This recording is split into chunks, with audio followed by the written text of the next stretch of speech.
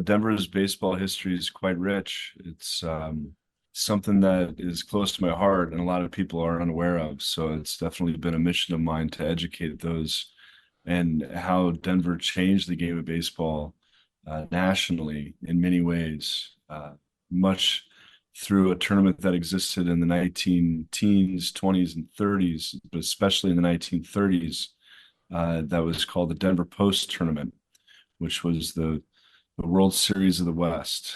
And it began to integrate baseball 15 years before Jackie Robinson. That was Matthew Repplinger, who has served a number of different roles in baseball, talking about the history of the game in Denver, Colorado before the 1993 inaugural season of the Rockies.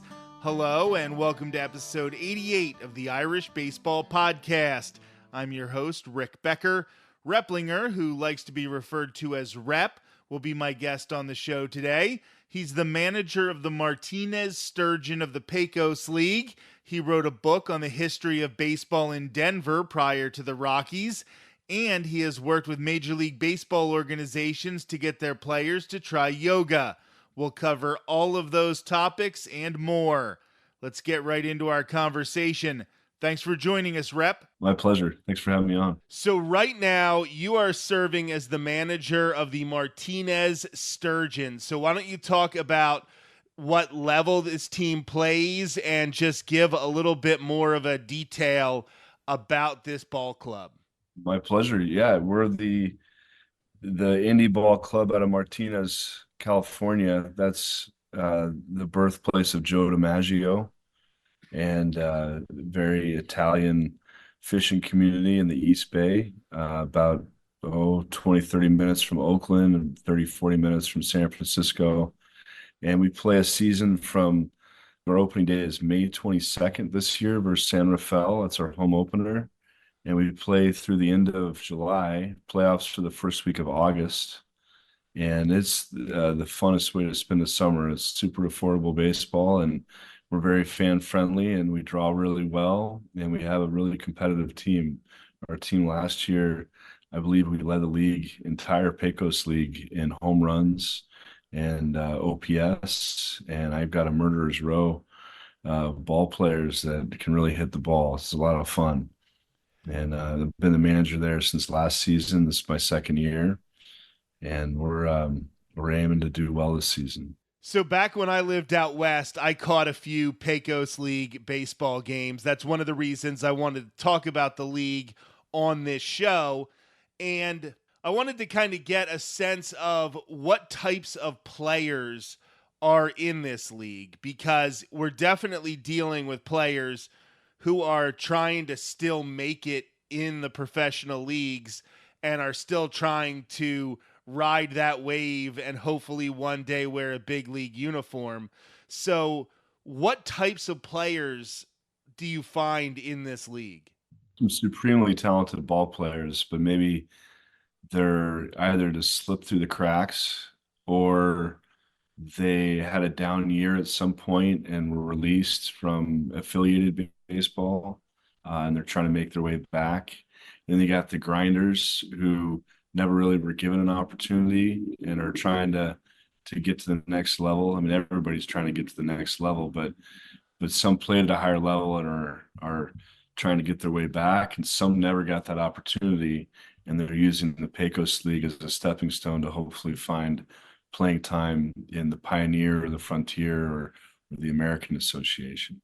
Those are the more premier indie ball leagues. The Pecos, in many ways, is viewed as a minor league to the upper indie ball leagues, of which I just mentioned, Pioneer, Frontier, and American Association. From those stepping stones, you often can get opportunities in affiliated baseball if you're not too old. You know how important your prospect status is, and once you reach a certain age, ball players don't have a great shelf life. So it is about getting the stats that you can before you reach a certain age, so that affiliated baseball is still interested in you. And I have to imagine that since they have reduced the number of affiliated minor league teams in Major League Baseball, you find a lot more players slipping through the cracks, like you said. And actually the level of the Pecos League, I would imagine, has to have risen because you do find more players who are having a hard time getting a hold of a spot in what is now 4 minor league teams when it used to be 6 or 7. Yeah, you're absolutely right. That's definitely affected us the last couple of years. So you are not only somebody who is in the game as a manager who has played in the game, but you also document the game. You've reported on Major League Baseball, and you have a book about baseball in Denver. So, originally coming from that area or coming from that area before you went to manage this team, why don't you talk about your book about baseball in Denver? Because I think that a lot of people might not know the history of that before 1993. Sure. Denver's baseball history is quite rich. It's something that is close to my heart and a lot of people are unaware of. So it's definitely been a mission of mine to educate those and how Denver changed the game of baseball nationally in many ways, much through a tournament that existed in the 19 teens, 20s, and 30s, but especially in the 1930s, that was called the Denver Post Tournament, which was the World Series of the West. And it began to integrate baseball 15 years before Jackie Robinson. So, with that alone, I feel that Denver baseball has a very important place in the role of baseball as a whole, but also, pre-segregation, there was many African American baseball players that played in Denver and in Pueblo and other cities of Colorado that were quite notable. Have a lot of this documented in my book, and it's become well received as far as coffee table books in the city of Denver. I think you can find it still at every Walgreens and Ace Hardware and True Values. They sell my book. And it's been out for, gosh, it came out in 2013, I think. So thankfully, last year I was asked to be a historian for a movie called When Colorado Went Major League. And it was documenting really the Rockies and how they came to be, but also highlighted some of the history of Denver baseball. And I was really honored to be a part of that film. So you talk about Denver's place in helping integration in the game. And often here on the Irish Baseball Podcast, we'll look back at some old players, and we found that Irish people coming over from Ireland, maybe your first generation, second generation, they used baseball as a way to ingratiate themselves into the larger society. And that was something that was blocked off to African Americans at the time because there wasn't integration yet in Major League Baseball. But when we talk about inclusion in the game, you have been credited with playing a big part in that, in creating the first GLBT Pride Night in MLB history. I did have a hand in that. Yeah. In 2006, the Colorado Rockies had the first uh, LGBT Pride Night, as it was called, that year. Now, the Chicago Cubs did have a Pride Night a couple years before, but it was fan driven. And this was the first, in 2006, the first Pride Night that was put on internally by an organization, which has since become quite a popular trend within baseball, thank goodness, because I am all about inclusivity. And I, pardon the pun, but I am quite proud of the fact that I had a hand in making that more mainstream. Yes. Did you find that you faced some criticism or you faced some pushback when you tried to implement it? Or did Denver, in the spirit of having this inclusive tournament, way back in the day and maybe being a different type of city, did you find that it was pretty well received? It was well received. We had it over Pride weekend in 2006. Ironically, I think we were playing the Texas Rangers, which is you may or may not know, is the last team to not have a Pride Night. Um, was it well received? I think it was well received. We may have only had 60 or so participants that first year. I think a lot of the folks were in town not for the Pride Night at our ballpark, but for the Pride Parade. Was it well received by the organization? Well, the organization supported it. Did I receive pushback? The answer is yes. Yeah, I was just asking more from the community than from the organization itself. The organization, Yeah. in retrospect, no matter how much pushback there might have been, they should get credit for doing it in the first place. But was the community accepting, I guess, referring? Yes. Yeah. We partnered with what was called the Center back then. So it was a fundraiser tied to the GLBT or LGBT Center of Denver. And unfortunately, I left the Rockies not too long after. After the World Series in 2007, I went over to Cronky Sports for a season before I was hired by Major League Baseball. But I um, did not see the LGBT Pride Night return to Coors Field for 10 years. So I was hopeful that it would return sooner, but the fact that it does have a place now. I'm very pleased to see. And then one other area where I definitely want to talk, because you also focus not just on baseball, but you are huge into yoga. And I think that, especially as we learn more about how to play the game, whether it be through analytics or trying to keep players healthy, I think is a huge thing.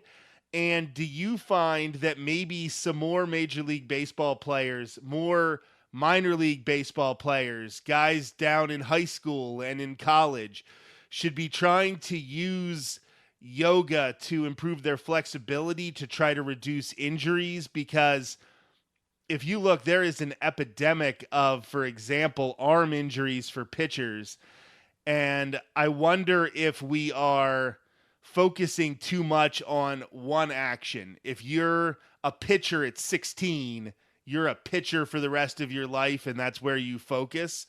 Whereas if you do something else, like incorporating yoga into your routine, maybe that keeps your joints, your muscles healthier.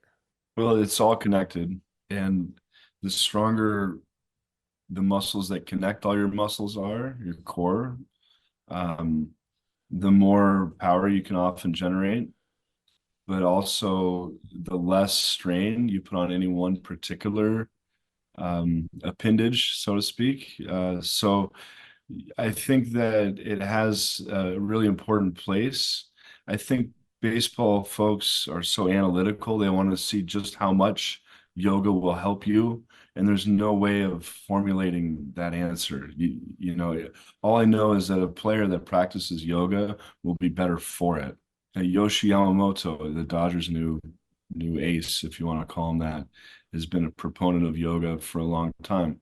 But people are a little touchy in what terms you use. Is he really practicing yoga? Well, if you look at his training regimen, he's doing a lot of yoga poses, but even he himself, I don't think, uses that word. So, mindfulness, the reason I got into this was I had been practicing for many years, and I was working for MLB at the time, and my friend Evan Dreilich had written an article on off-season player regimens when he was with MLB, and there was no mention of yoga in the article. Yet I had known that Derek Jeter had been practicing yoga, Evan Longoria, a handful of others had been using yoga. So I called him on it, and him and I are friends enough that I called him and said, Evan, why no mention of yoga? And he said, players are doing yoga? And I said, they absolutely are. It's like, wow, this might make for a nice article. And this is in like 2012. And I think that was the first time that the term had been coined baseball yoga consultant, because that time I was helping the Colorado Rockies with their first ever yoga event. And I was going to the baseball winter meetings, in many ways networking with executives, many of which I had worked with the Rockies years ago. And Dan O'Dowd had a knack of hiring future GMs. So when I would go to the winter meetings, I would see all these folks who worked in the baseball operations department just years prior that are now running organizations. So I was in the right place at the right time in many ways that allowed me to be very well networked within the game in my 30s. And that allowed me to have some platform to talk to people about what I believed in. And it was what set me on this path was, I don't know if you remember a player named Ryan Friel, rest in peace. He was the first MLB ball player that was diagnosed with CTE.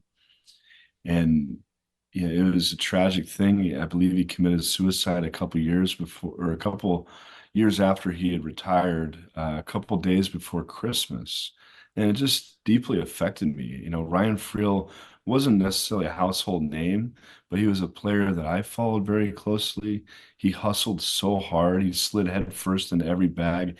He would dive 2, 3 rows into the stands for foul balls. He played recklessly, and he probably didn't quite have the talent to even be a big leaguer, but it just couldn't keep him out of the big leagues because of the way he played. And I love that about him. And when he passed away, it affected me. And I thought to myself, how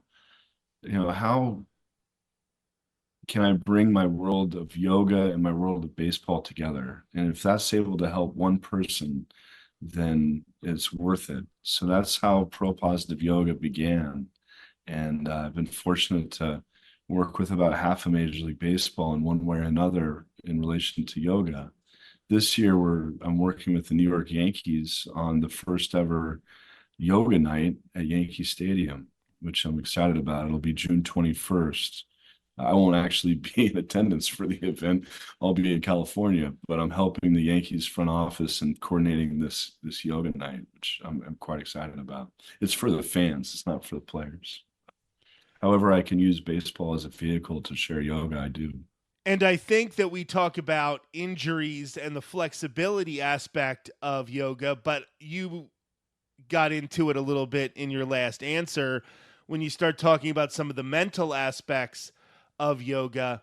And not only after your playing career is finished and using yoga to sort of, deal with all of those issues and sort of find your place in society after your baseball career, but even when you're playing, I have to imagine that going through yoga would help you in a big situation, sort of, lower the blood pressure a little bit, help you sort of center yourself and just focus on the task at hand and eliminate all those outside distractions. 100%. I'm reminded of a conversation I had with Ryan Spilborghs a few years ago. I just ran into him the other day down here in Phoenix, and Spilly, he had a good career, played for the Rockies for a handful of years, but he told me that he never got a good night's rest until he retired. He was always hyper conscious of, when's my last day in the big leagues, and always being worried about, when you might get that, call into the manager's office of you've been DFA'd or traded or wherever you might have been sent. And that never made him sleep okay. He had already wished that he had some mindfulness practice during his career because he thinks that would have extended it from a mental standpoint. And that goes for anyone at the highest level. It goes for anyone at any level. But when you're in the big leagues, you're especially, just on edge, right? So however we can help alleviate that will only help make you a better ball player and a calmer person in general. So, Rep, I know you have just an extensive resume in the game, and we've only scratched the surface of it, but I felt like we covered some really important topics. So I want to thank you so much for being a part of the show, talking about yoga, talking about your ball club in the Pecos League, and then, of course, talking about the history of baseball in Denver, because I know that is a passion of yours as well. Thank you so much for all you do for the game and for being on the show. Rick, thank you. It's an honor. I'm really glad you reached out. That was Matthew Repplinger, manager of the Martinez Sturgeon of the Pecos League. The Irish Baseball Podcast will be back in 2 weeks with an episode you will not want to miss. I will be joined by Los Angeles Dodgers senior advisor to MLB and player development Chris Woodward. Dues-paying members of the Irish American Baseball Society can see a video of my interview with Woodward on the Community Network website. That episode will be available on June 3rd of 2024 at irishbaseball.org. I'm Rick Becker, and this has been episode 88 of the Irish Baseball Podcast.